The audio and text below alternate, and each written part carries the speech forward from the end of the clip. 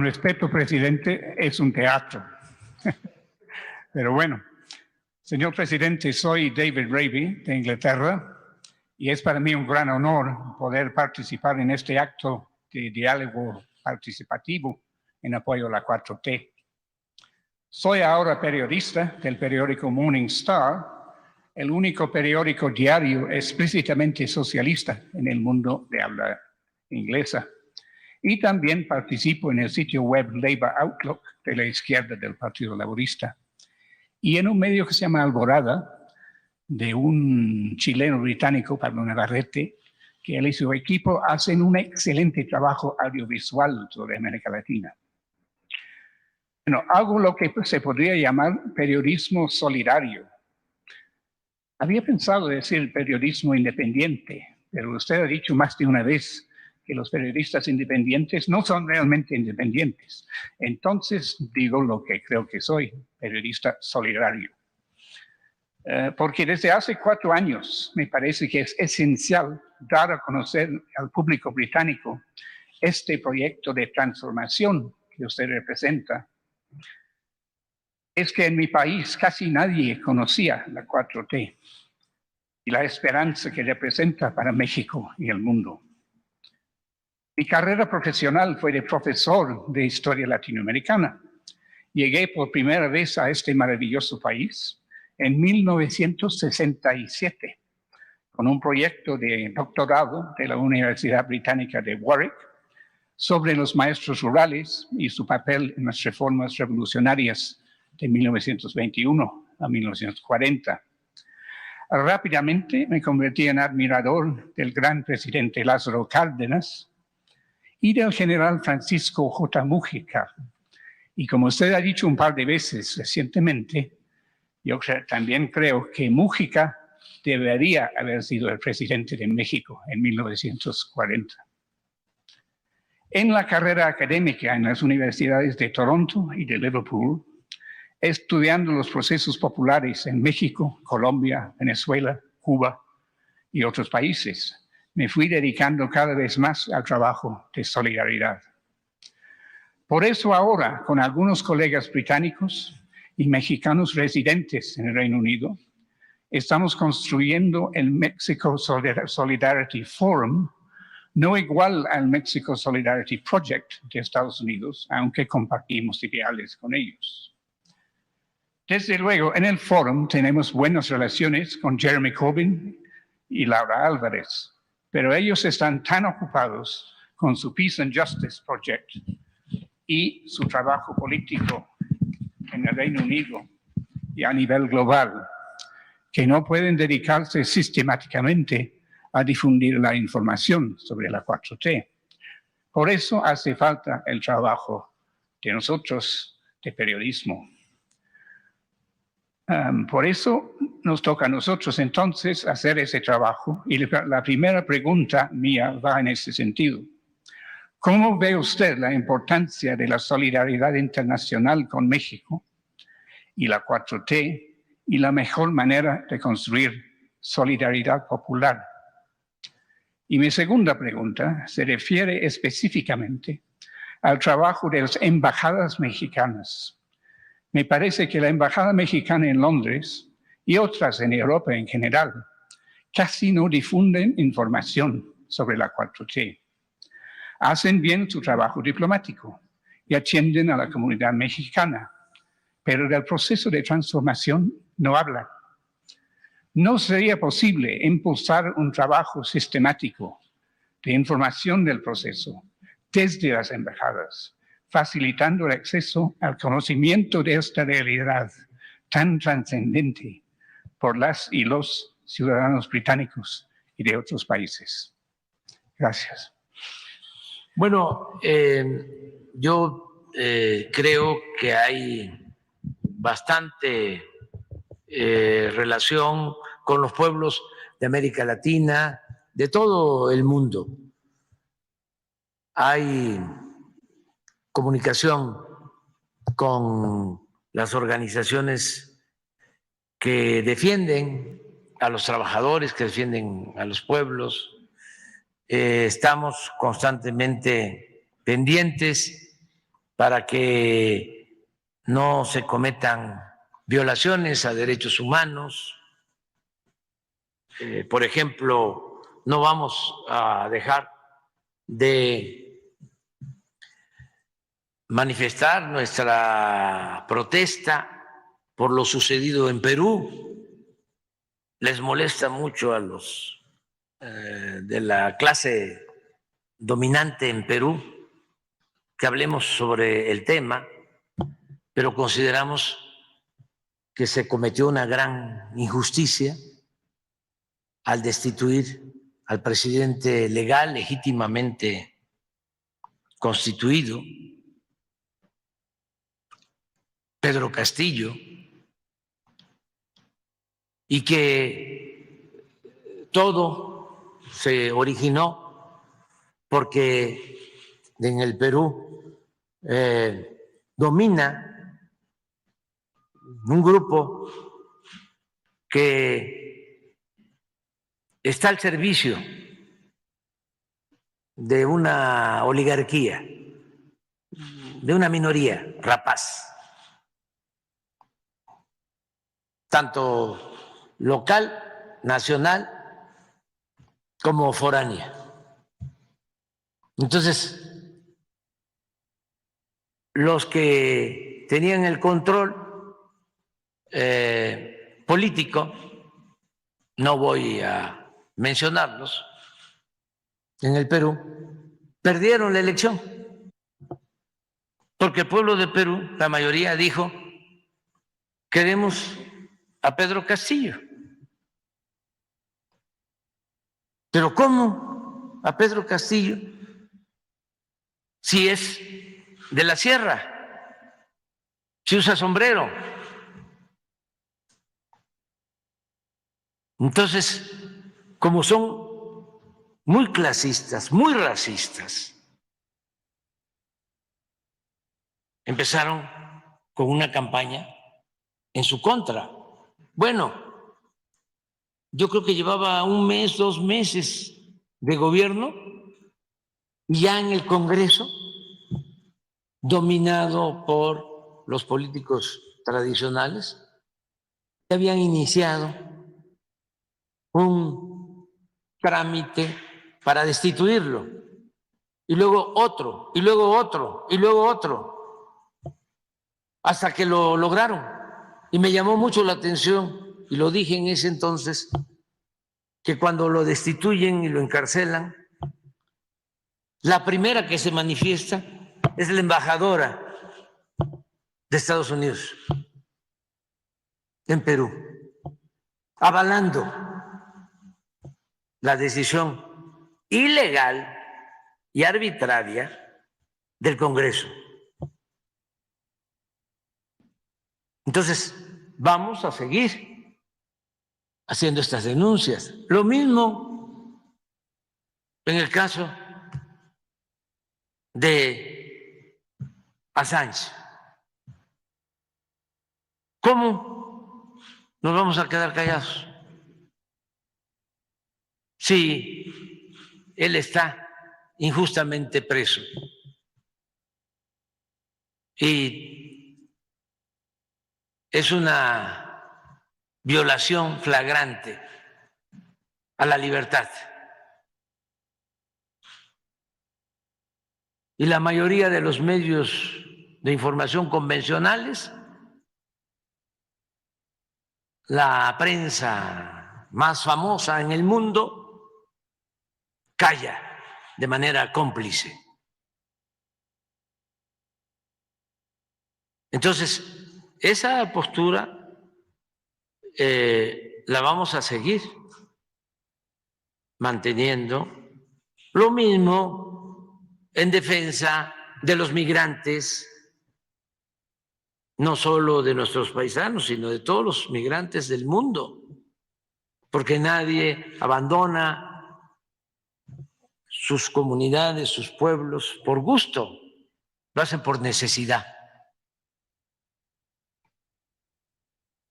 Pero quienes se sienten los dueños del mundo, en vez de buscar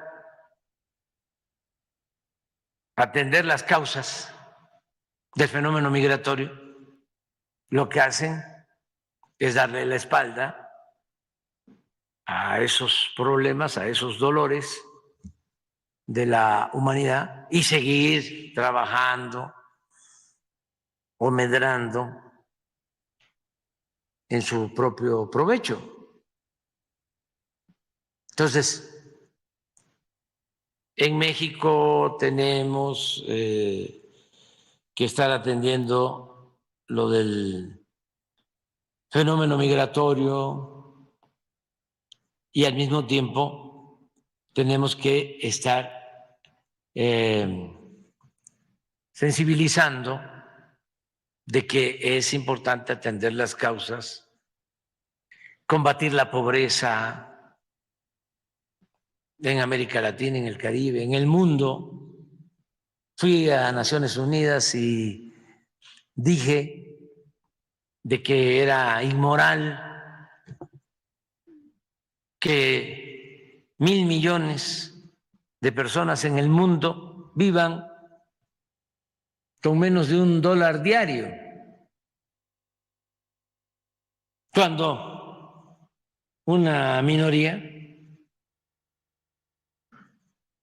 acapara muchísima riqueza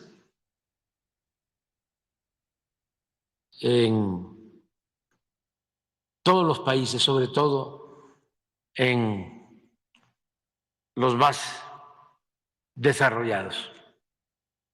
Entonces, esa postura la vamos a mantener. Claro, no podríamos hablar de estos temas si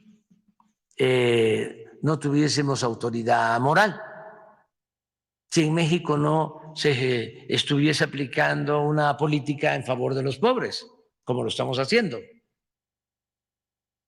Si en México imperara la corrupción, nosotros no podríamos hablar de desigualdad, ni de violencia, ni de nada. Entonces, no podemos ser candil de la calle y oscuridad de la casa. El prestigio del gobierno de México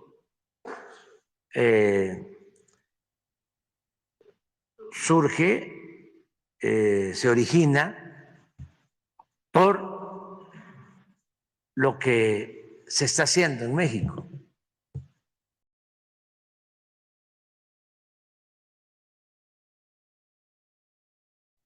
Siempre he dicho que la mejor política exterior es la interior. Si funcionan bien las cosas en el país, si limpiamos nuestra casa, si hay bienestar, si hay paz, si hay tranquilidad en México, podemos ser respetados afuera. Y eso es lo que venimos haciendo.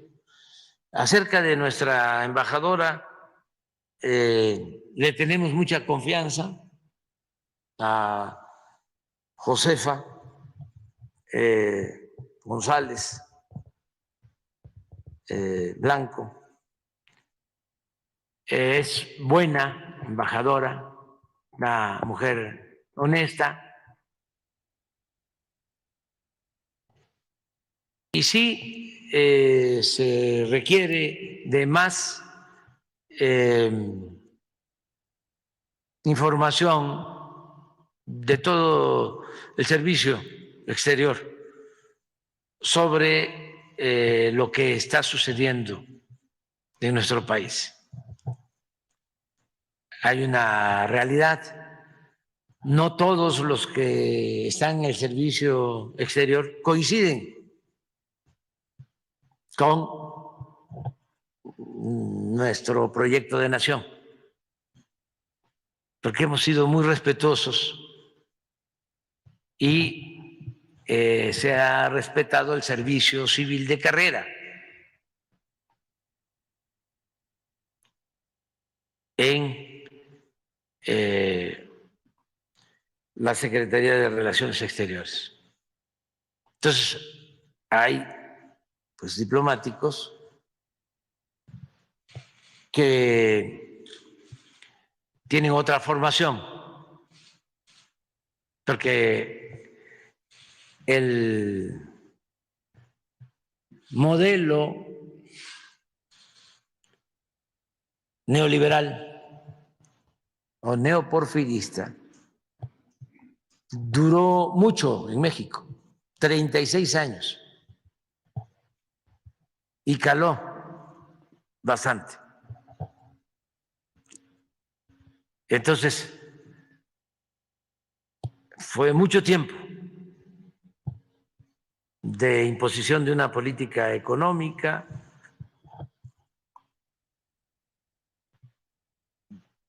Entonces, no se puede así cambiar de la noche a la mañana, son procesos y además somos respetuosos de las libertades y de la diversidad, de la pluralidad. Eso es la democracia. Y en general, todos los que trabajan en el servicio exterior, aún no simpatizando del todo con nuestro proyecto, han actuado de manera responsable. No han habido actos de traición, no al gobierno, a México. No hay un cónsul, no hay un embajador que diga, se pueden quedar callados, pero ningún cónsul, ningún embajador va a avalar lo que dijo este senador Kennedy. Kennedy de republicano y de, ¿cómo se llama?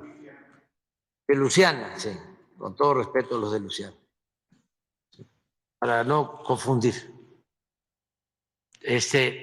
Pero pues nadie ve bien eso, porque se está afectando a México, se daña a México, es una ofensa a México de un senador irresponsable, completamente. Pero bueno, así está lo del servicio exterior y quienes nos ayudan mucho a difundir lo que se está llevando a cabo en México, el proceso en México, son los migrantes mexicanos. Allá tengo información constantemente. Se está discutiendo sobre el proceso mexicano y sobre el humanismo mexicano, nuestros paisanos.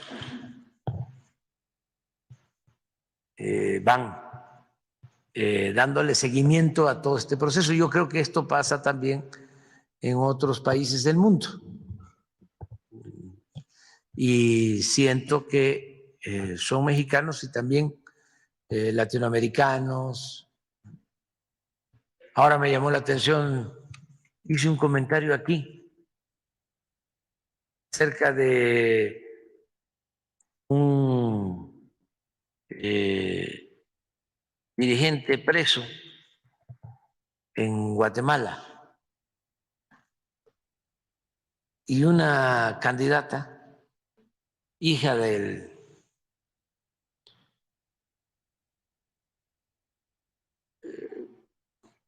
expresidente y militar Ríos Montt, contestó de manera muy agresiva Si yo lo único que planteé es de que familiares de este dirigente preso vinieron a pedirnos que si podíamos nosotros ayudarlo por cuestiones humanitarias, porque está enfermo. Y como al parecer tiene que ver con el movimiento campesino de la época de mayor confrontación que hubo en Guatemala, que participó más el ejército y había también guerrilla. Entonces, de esos tiempos en que se cometieron pues, muchos abusos, aquí estuvieron en México refugiados guatemaltecos. Entonces, de entonces, hicimos un trámite, ¿no?, para ver si se podía permitir que esta persona viviera pues sus últimos días en México, porque está muy enfermo. Entonces, la candidata, porque van a haber elecciones en Guatemala, ya ven, es lo mismo en todos lados. Esto de el senador de Luisiana es por lo mismo, por las elecciones. Y también ya se manifestó el gobernador de Florida, DeSantis, que quiere ser candidato del Partido Republicano a la presidencia. Porque pues quieren de esa manera, ¿no?, posicionarse. En el caso de los republicanos, con una postura antimigrante. El caso de DeSantis, que gobierna Florida, pues autorizó una serie de medidas en contra de los migrantes. Cuando Florida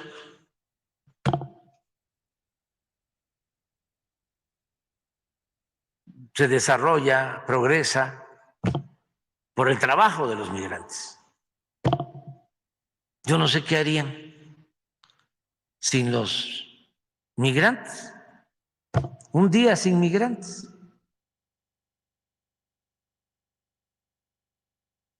Pero también hay gente que sostiene que todos los males de Estados Unidos tienen que ver con los migrantes.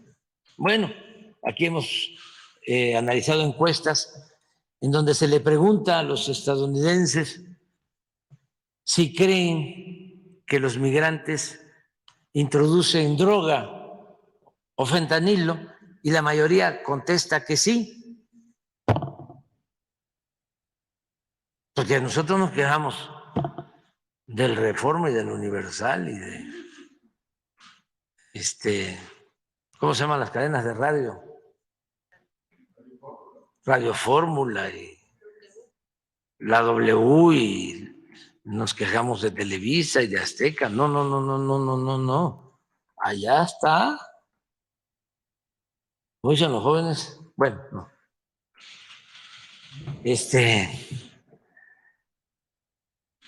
Sí, es muy fuerte el control de los medios en Estados Unidos. Ahí sí no se informa nada. Todo es pura manipulación. Que aquí nos quejamos, ¿no? Que desde luego que no se informa, hay manipulación, pero comparado con lo de allá, No, no, no, no, aquí, hasta parecen seguidores de los Flores Magón, o de Daniel Cabrera, o de Francisco Zarco, en comparación con lo que sucede. Y fíjense que no era así en Estados Unidos. Tenían una prensa libre. La prensa formaba, educaba. Era una escuela para el ciudadano estadounidense. Tenían dos cosas muy importantes. Su poder judicial, que era recto. Todavía se conserva. Por eso muchos revolucionarios, aquí al periodista inglés que le gusta la historia, sabe de que a Hidalgo lo detienen y lo fusilan en Chihuahua porque iba hacia el norte. Juárez permanece 2 años con su gabinete en Chihuahua y 1 año completito en Paso del Norte, lo que ahora es Ciudad Juárez. Y Madero inicia la revolución en el norte, precisamente en Ciudad Juárez. Y los Flores Magón se van a hacer su periódico Regeneración a Estados Unidos, porque aquí, en ese entonces, era la ley fuga, era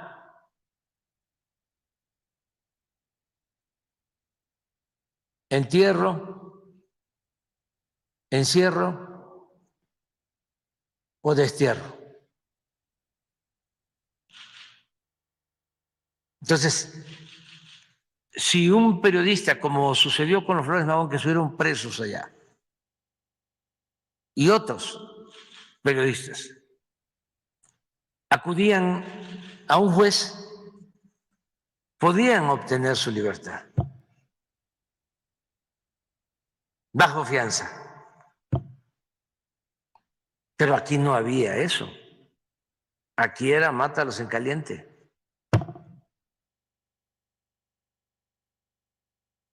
Entonces, ya no tienen esa prensa, ya perdieron eso, lamentablemente. Entonces, por eso, si se les pregunta a los ciudadanos estadounidenses, no a todos, desde luego, pero sí muchos tienen la idea, vienen los migrantes y nos traen el fentanilo y nos vienen a envenenar, a dañar, a matar a nuestros jóvenes con la droga. Y muchos se creen eso. Entonces, tenemos nosotros que continuar informando, orientando, hablando con la verdad y explicando que toda esa propaganda negra pues la usan para sacar provecho personal, político o politiquero. Entonces hablaba yo del caso de los republicanos, que no de todos, sino de estos que han hecho declaraciones muy ofensivas, pero también de la señora hija de Ríos Montt, de Guatemala. Quiere decir de que sí están pendientes, ¿no? Porque eso lo expresé creo que ayer o antier, y de inmediato la señora, porque está en campaña, creo que en agosto hay elecciones en Guatemala. Y ella es candidata y se está posicionando con ese discurso, ¿no?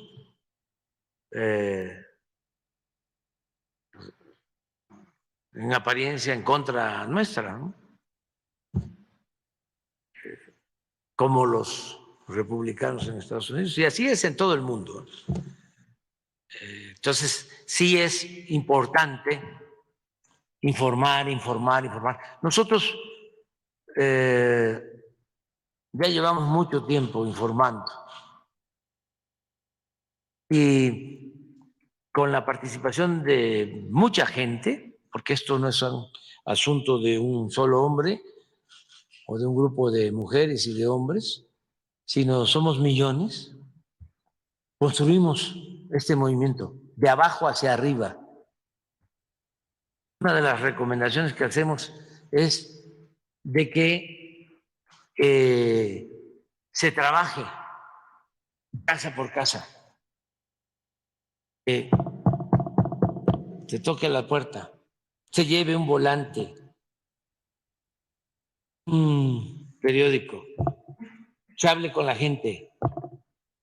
Soy fulano de tal, vengo a invitarle a participar para que se destierre la corrupción de México, para que haya justicia y podemos lograr un cambio entre todos.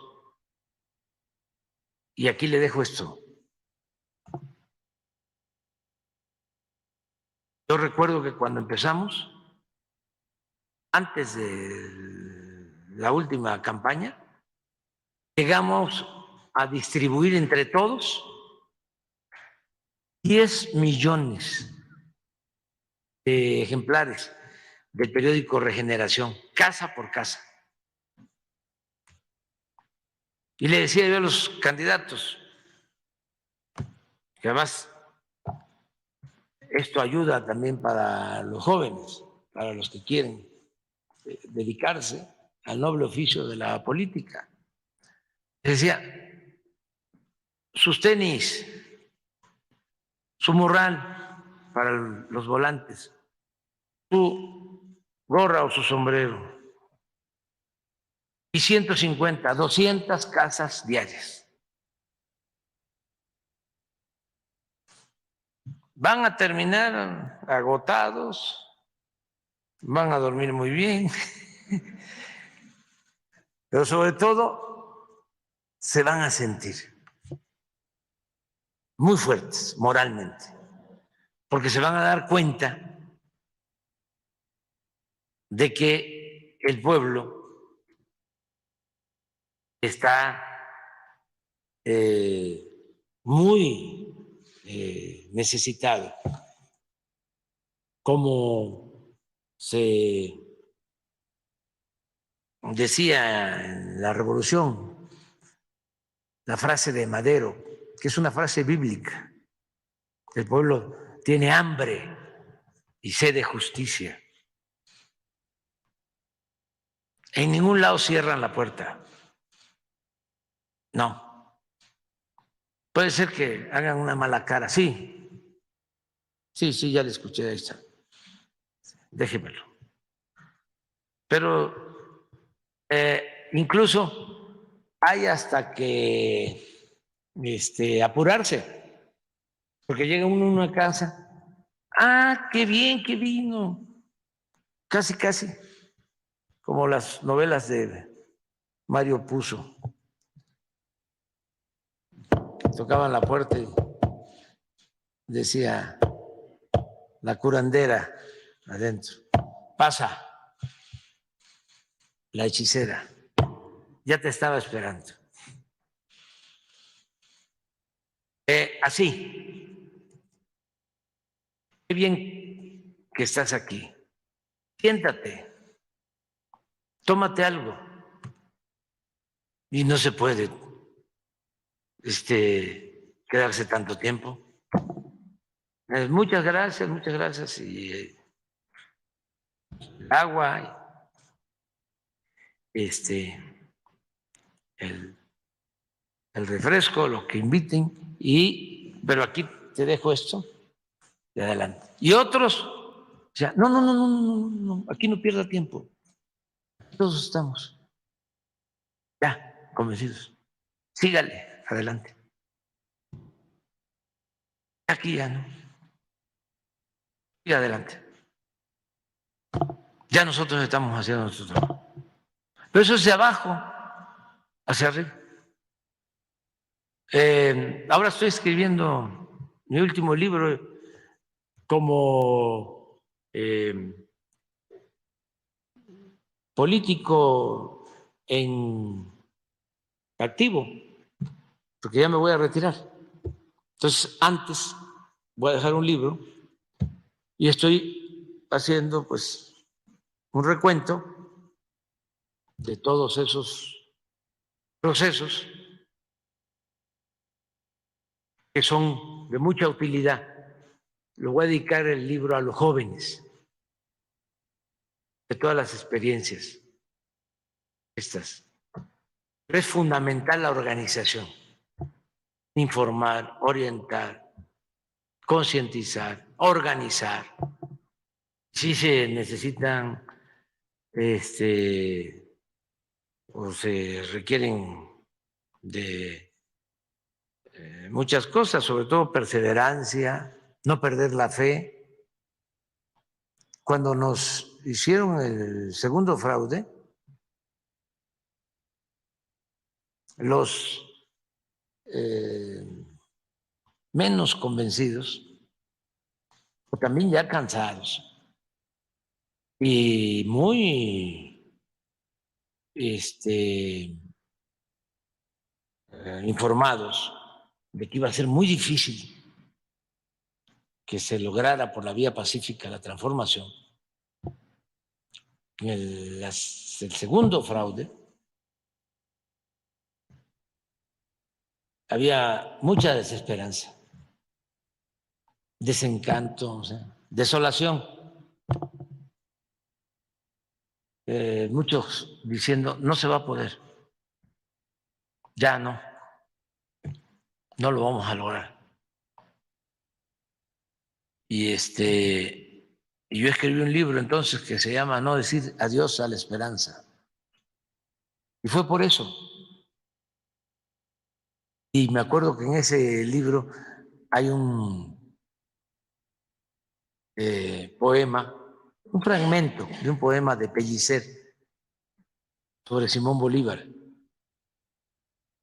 donde cuenta de que está Simón Bolívar enfermo en el Perú, en un catre, postrado, y llega un amigo que lo conocía. ¿Y ahora qué? ¿Va usted a hacer, don Simón? Entonces le contesta con loca pasión, don Simón, triunfar, triunfar, estando postrado, ¿no?, enfermo. Eso se tiene que tener. Y fortaleza, y seguir adelante, y enfrentando adversidades, y estando bien con uno mismo, con la conciencia.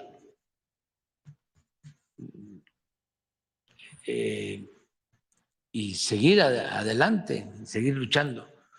Entonces, la organización es importante. Una vez cené con el obispo Méndez Arceo, de lo mejor. Ahí sí que, por eso me gustaría irme, no al infierno, sino al cielo, para encontrarme a gente como don Sergio, por allá. Y en la plática yo hablaba y hablaba y hablaba y hablaba de la necesidad de la organización. Y me dice don Sergio, sí, fíjate que fue una gente pobrecita, pobrecita, a ver a la Virgen.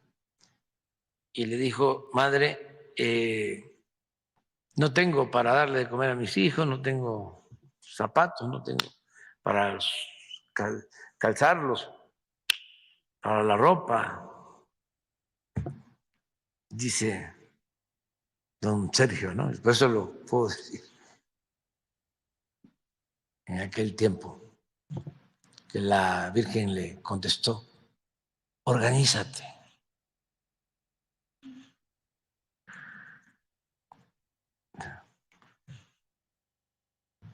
Es muy importante la organización del pueblo y la revolución de las conciencias. Entonces, eso es lo que yo puedo. Lo estoy pensando porque no, sí viene un capítulo sobre el humanismo mexicano. Viene un capítulo sobre el humanismo mexicano, pero estoy haciendo un recuento de todo, porque metodológicamente tenía yo que decidir si, como ya había escrito, a la mitad del camino, pues era terminar con los últimos 3 años del gobierno y ya. Pero como ya va a ser el último libro en actividad política, pues sí voy a seguir escribiendo, pero no para publicar pronto. Quiero hacer un libro que me va a llevar como 3, 4, 5 años.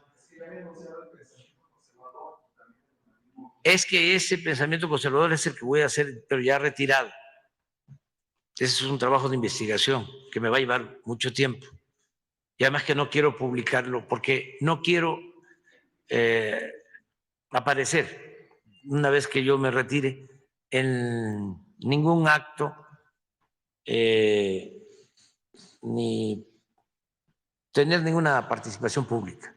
Entonces, este libro nuevo, este último libro, que es un cierre de ciclo, son como apuntes finales. Ya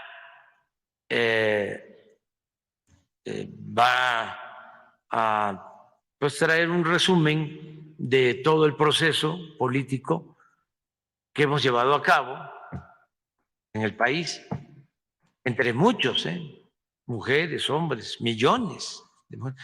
Estoy escribiendo y me da sentimientos porque estoy recordando a los fundadores de Morena y les tengo que estar poniendo a quienes elaboraron los documentos básicos, es decir, la declaración de principios, el programa, ya muchos fallecidos.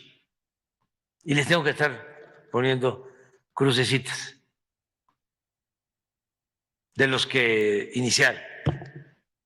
Entonces, pues es un proceso que llevó mucho tiempo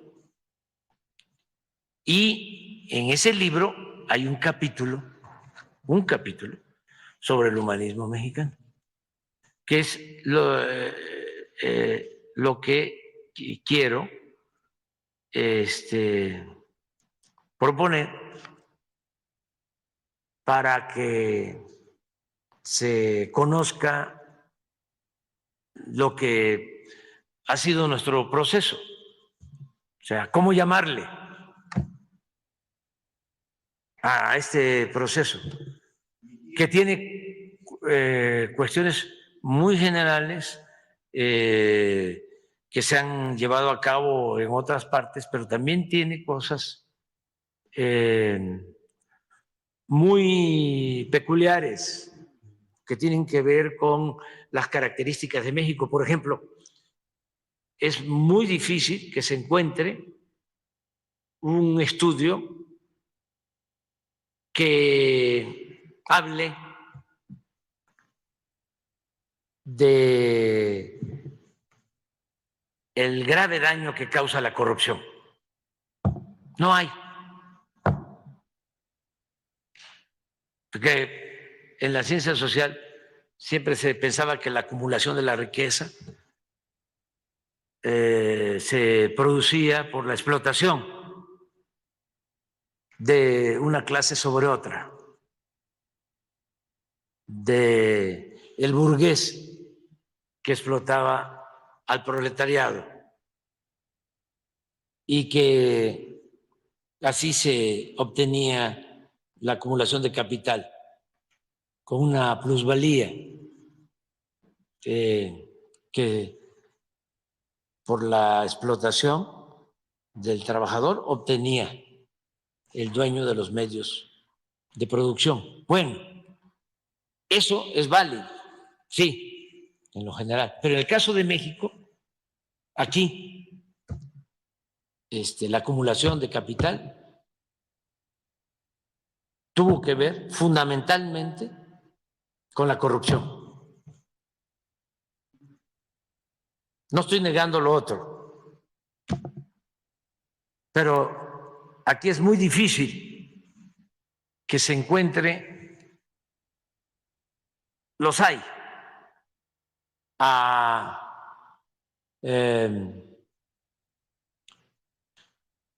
potentados, oligarcas, que no hayan hecho sus fortunas al amparo del poder público y mediante la corrupción. Entonces, esa es una peculiaridad. Lo otro, que además es algo que me llena de orgullo a todos los mexicanos,